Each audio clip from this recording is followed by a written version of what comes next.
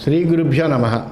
గురుర్బ్రహ్మ గురుర్విష్ణు గురుర్దేవో మహేశ్వరః గురుః సాక్షాత్ పరం బ్రహ్మ తస్మై శ్రీ గురవే నమః. అస్మద్ గురుచరణారవిందాభ్యాం నమః. నిన్నటి మన మహాభారత ప్రస్థానంలో ఆ అర్జునుడు కౌరవసేనకి మధ్య జరిగేటువంటి యుద్ధం మహాభయంకరంగా ఉంది. ఎంతోమంది వీరులందరూ వెనక్కి తిరిగారు. శత్రువుల యొక్క సైన్యంలో చాలామంది సంహరింపబడ్డారు. ఆ సైనికుల మధ్యలో వీరవిహారం చేసేటువంటి అర్జునుడిని చూసి అతన్ని ఎవరు నిలవరించలేకపోతున్నారే అనేటువంటి ఉద్దేశంతో భీష్మాచార్యుడు ఆ అర్జునుడి మీదకి వెళ్ళాడు. వెళితే ఆ అర్జునుడితో ఘోరమైన యుద్ధం చేస్తున్నాడు.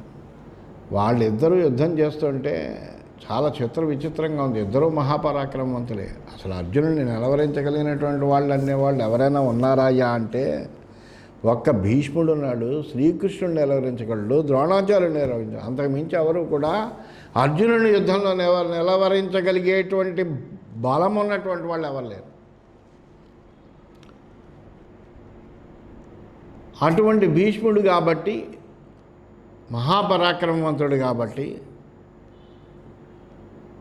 ఆయన కొంతవరకు అర్జునుడిని నిలవరించాడు. అనేకములైనటువంటి అస్త్రాలని ఒకళ్ళ మీద ఒకళ్ళు ప్రయోగించుకుంటున్నారు. మహాదారుణంగా యుద్ధం జరుగుతోంది.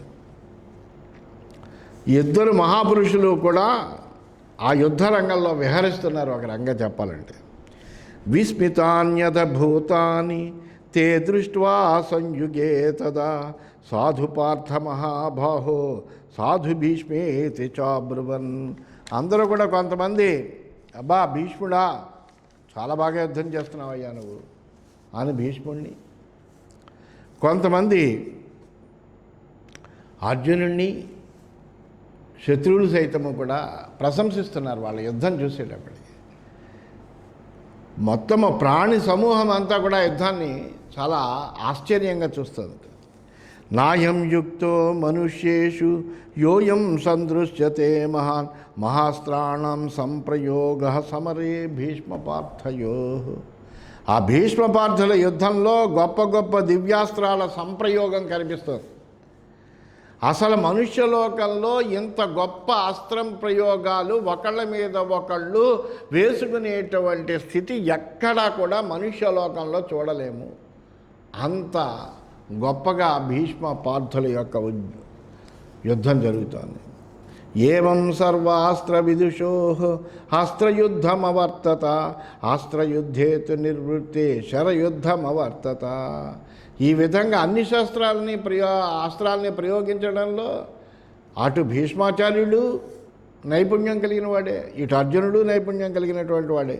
అందువలన అనేక రకములైనటువంటి అస్త్రాలని భీష్మార్జునుడు ప్రయోగిస్తుంటూ ఒకళ్ళ మీద ఒకళ్ళకి ధాటిగా యుద్ధం చేశారు.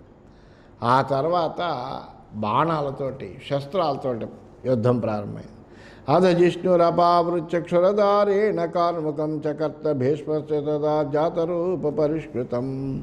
అయితే అర్జునుడు అదును చూసి మంచి కత్తి లాంటి పదునైనటువంటి అంచు కలిగినటువంటి బాణాన్ని ప్రయోగించి ఆ భీష్ముని యొక్క ధనుస్సును తుంచేశాడు.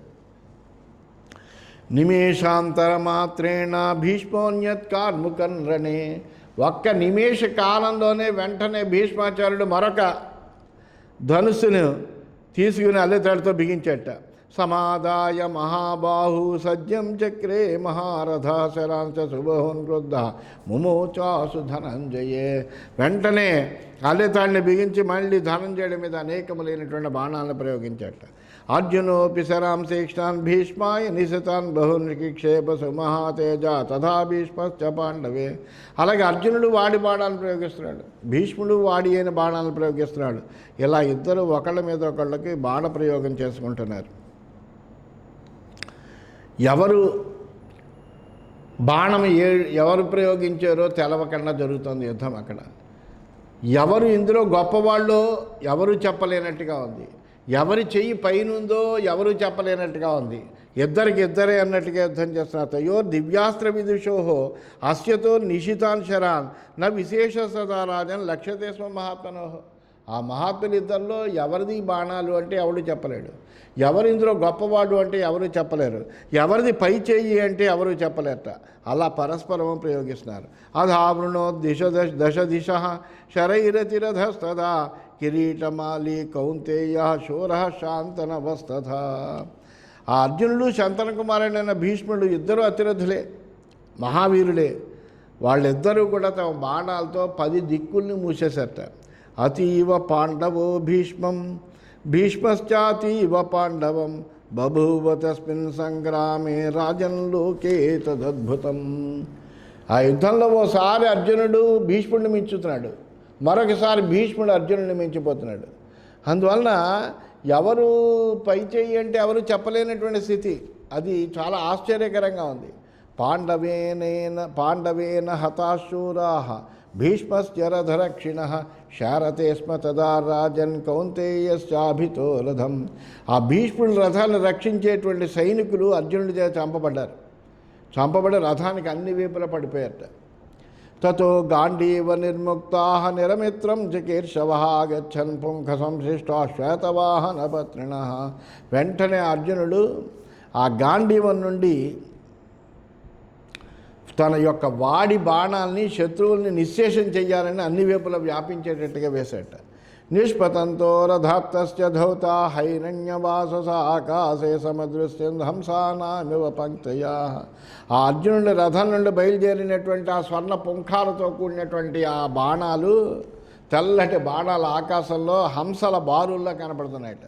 తస్య తద్దివ్యమస్త్రం హి విగాఢం చిత్రమశ్చ ప్రేక్షంతే స్మాంతరిక్ష సర్వే దేవాసవాసవా.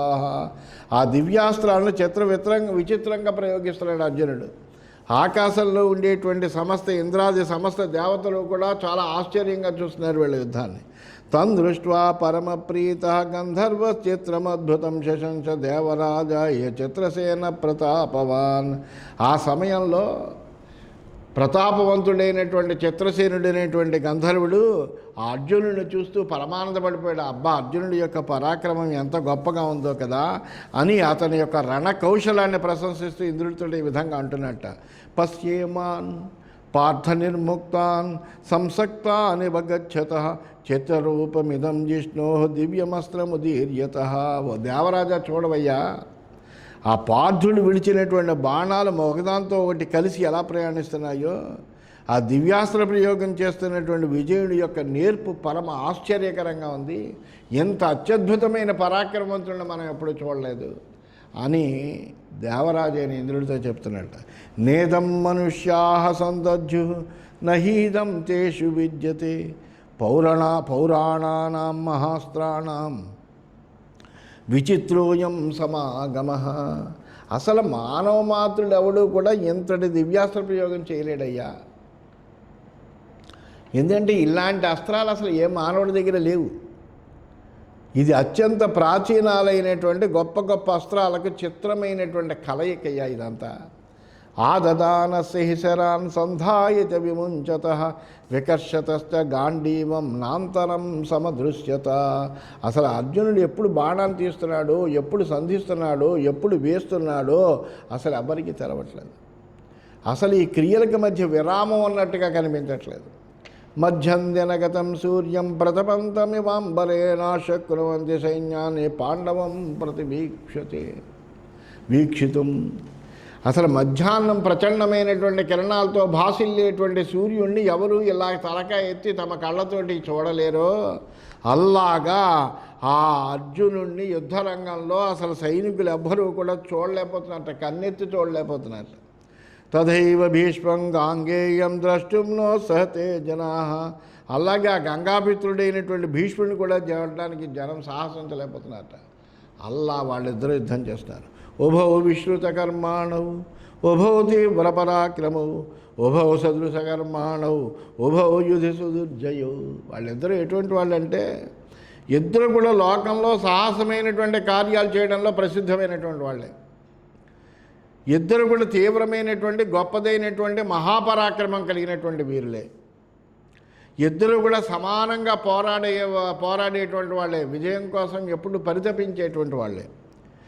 ఇద్దరు యుద్ధంలో ఎవరి చేతను జయింపబడినటువంటి వాళ్ళు కాదు. ఇప్పటివరకు భీష్మాచార్యుడు యుద్ధంలో అపజయాన్ని పొందలే, అర్జునుడు యుద్ధంలో ఎప్పుడు అపజయాన్ని పొందలే.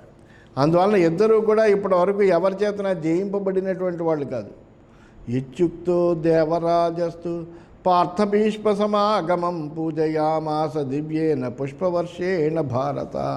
ఆ చిత్రసేనుడు అలా చెప్పేటప్పటికి దేవేంద్రుడు వెంటనే ఆ దివ్యమైనటువంటి పుష్పవృష్టిని కురిపించేట. అర్జునుడు భీష్ముల యొక్క ఆ సమరాన్ని చూస్తూ అభినందిస్తూ ఆయన పుష్పవృష్టిని కురిపించేట. తతశాంతనవో భీష్మ వామం పార్శ్వమతాడయత్ పశ్యత ప్రతిసంధాయ విద్యత సవ్యసాచన. ఆ తర్వాత భీష్ముడు ఏం చేశాడంటే కౌరవ సైన్యాన్ని బాధిస్తున్నటువంటి ఆ సవ్యసాచి యొక్క ఎడమ పార్శ్వాన్ని బాణంతో బాధించట. తత ప్రహస్య భీభస్సు పృథుదారేణ కార్ముకం చిచ్ఛేద గర్ధపత్రేణ భీష్మస్యాదిత్య. అది ఎవరైనా బాణం ఇలా గుచ్చుకుంటే కొద్దిగా అమ్మో బాధపడతారు, కానీ అర్జునుడికి ఆ బాణం తగిలేటప్పటికీ ఆనందం కలిగింది. నవ్వుకుని విశాలమైనటువంటి గరుడ పత్రాలు కలిగినటువంటి బాణంతో భీష్ముడి యొక్క ధనస్సును వెరక్కొట్టేట. అధైనం దశభిర్బాణై ప్రత్యవిద్భ్యస్తనాంతరే యతమానం పరాక్రాంతం కుంతీపుత్రో ధనంజయ. వెంటనే ఆ మళ్ళీ తిరిగి విక్రమిస్తున్న భీష్ముడి యొక్క వక్షస్థలాన్ని 10 బాణాలతో వేధించాట, గాయపరిచాడు. సపీడితో మహాబాహు గృహీత్వా రథకూబరం గాంగేయో యుద్ధ దుర్దర్శ తస్థౌ దీర్ఘమిమాంతరం. అలా అర్జునుడి బాణాలతో బాధింపబడి మహాభుజుడైనటువంటి గాంగేయుడు ఒక్కసారి ఆ రథ కూబరాన్ని ఇలా పట్టుకుని నిశ్చేచుడైపోయేట. ఎందుకంటే అంతలాగా తనని గాయపరిచినటువంటి వాళ్ళు ఎవరు లేరు ఇప్పటి వరకు.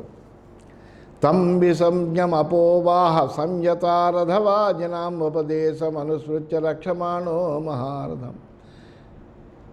భీష్ముడు అలా ఏం మాట్లాడకుండా అలా రథకోపురాన్ని పట్టుకుని ఉండేటప్పటికీ భీష్ముడు మూర్చిపోయాడేమోనండి. ఇలాంటి సందర్భంలో ఎవరికైనా రధికుడైనటువంటి వాడికి ఇక్కడ ఒక నీతి ఉంది. రధికుడైనటువంటి వాడికి గాయాలు తగిలి వాడు యుద్ధం చేయలేనటువంటి స్థితికి వచ్చినప్పుడు ఆ సారథి ఏం చేయాలంటే ఆ రధికుడిని రక్షించాలి. వెంటనే అతన్ని ముందర ఆ యుద్ధరంగం నుంచి ఆ తీవ్రమైనటువంటి పరిస్థితి నుంచి గబగబా వెనక్కి తీసుకెళ్ళి కాసేపు వాడు మళ్ళీ సంధానపరిచిన తర్వాత మళ్ళీ తీసుకురావాలి. అది యుద్ధ నీతి, సారథి యొక్క ధర్మం అది. అందువలన అది గమనించినటువంటి సారథి ఏం చేసేటంటే భీష్ముడిని రక్షించే ఉద్దేశంతో రథాన్ని గుర్రాలను తీసుకుని యుద్ధభూమి నుండి దూరంగా తీసుకుపోయేట.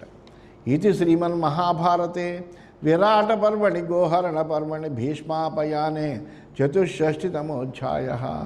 ఈ విధంగా శ్రీమన్ మహాభారతంలో విరాట పర్వంలో గోహరణ పర్వం అనే ఉపపర్వంలో భీష్ముడి యుద్ధం నుండి తొలగడం అనేటువంటి 64వ అధ్యాయం పూర్తయింది.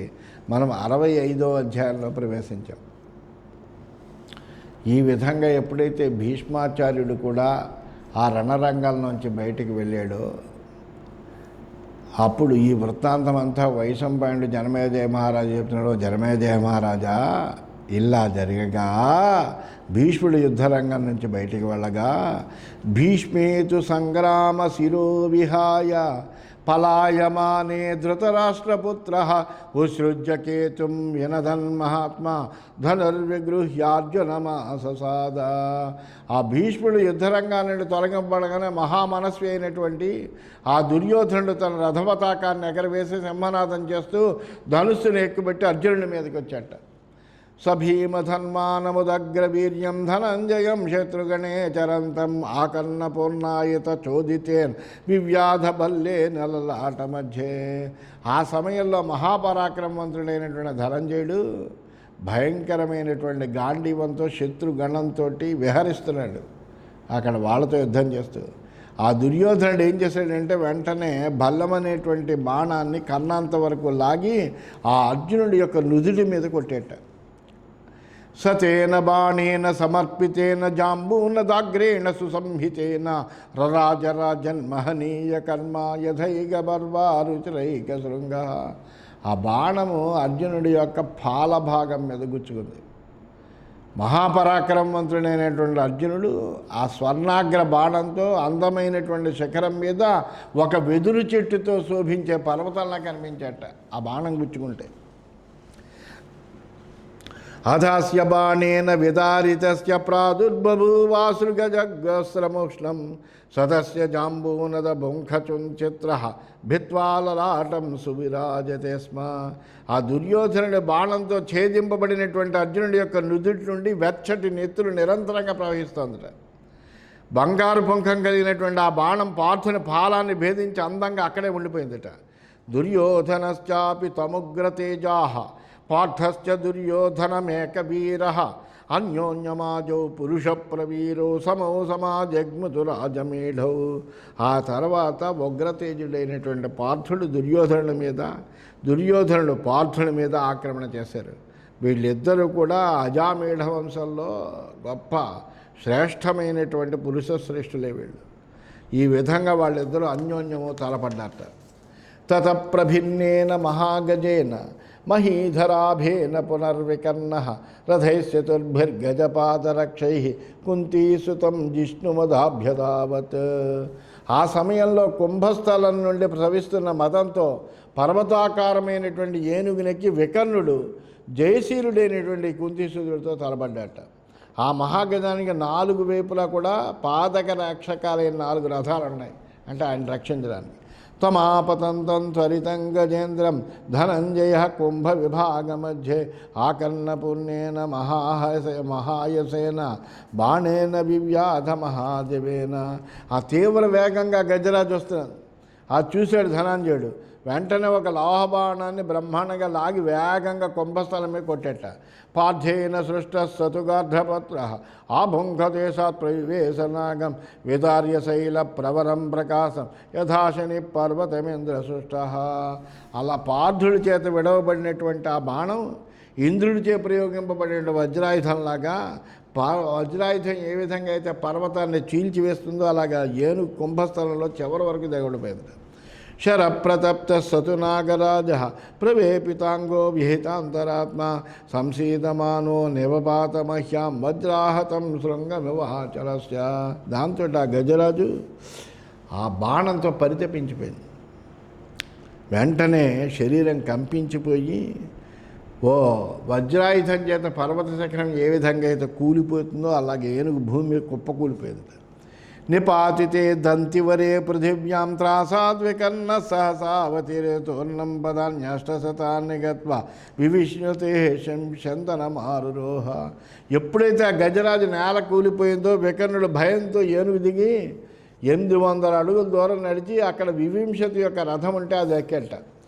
నిహత్యనాగంతు శరేణ తేన వజ్రోపమేన అద్రివరాంబుదాభాం తథా విధేనేవ శరేణ పార్థ దుర్యోధనం భక్షస నిర్విభేద.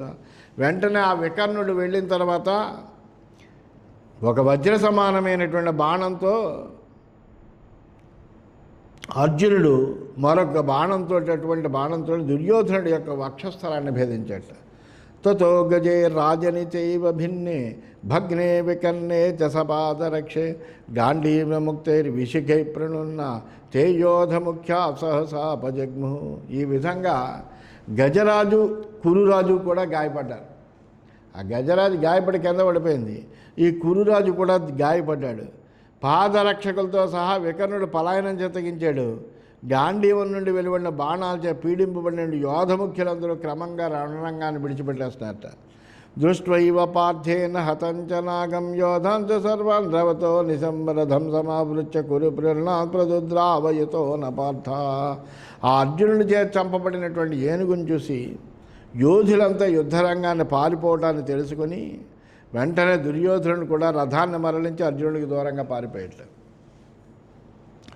త్వం భీమరూపం త్వరితం ద్రవంతం దుర్యోధనం శత్రుసహోభిషంగం ప్రస్ఫోటయద్యోద్ధుమనా కిరీటీ బాణేన విద్ధం రుధిరం మమంతం.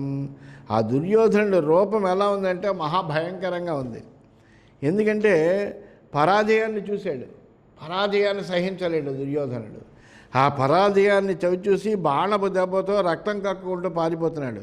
దీన్ని చూసి కిరీటధారి అయినటువంటి అర్జునుడు యుద్ధ కాంక్షతో రణోత్సాహంతో ఆ దుర్యోధనుడితో ఈ విధంగా అంటున్నాడు. విహాయ కీర్తిం విపులం యశశ్చ యుద్ధాత్ పరావృత్య పలాయసే కిం నతేజ్య తూర్యాణి సమాహతాని తథైవ రాజ్యాదవరోపితస్య యుధిష్ఠిరస్యామి అస్మి నిదేశకారి పార్థస్తృతీయో యుధి సంస్థితోస్మి తదర్థమావృత్య ముఖం ప్రయచ్చ నరేంద్రవృత్తం స్మరధార్తరాష్ట్ర. వెంటనే దుర్యోధనుడితో చెప్పేట అర్జునుడు, ఏమిటయా ఏంటి యుద్ధం వదిలేసి పారిపోతున్నావేంటి నువ్వు? ఇలా చేస్తే నీ కీర్తి ఏమిటి? రారాజు దుర్యోధనుడు అనే కీర్తి ఏమిటి? విశాలమైన యశస్సు అంతా నశించిపోతుందయ్యా. ఈరోజు అసలు నీ విజయదుందువులే మాగట్లేదేంటి? నీ చేత రాజ్యం నుంచి తొలగింపబడినటువంటి యుధిష్ఠిరుడి యొక్క సేవకుడిని నేను, పాండవుల్లో 3వ వాడిని, యుద్ధం చేయడానికి సిద్ధంగా ఉన్నాను. నీవు పారిపోవటం ఆపి నాకు ముఖం చూపించవయ్యా అన్నాడు.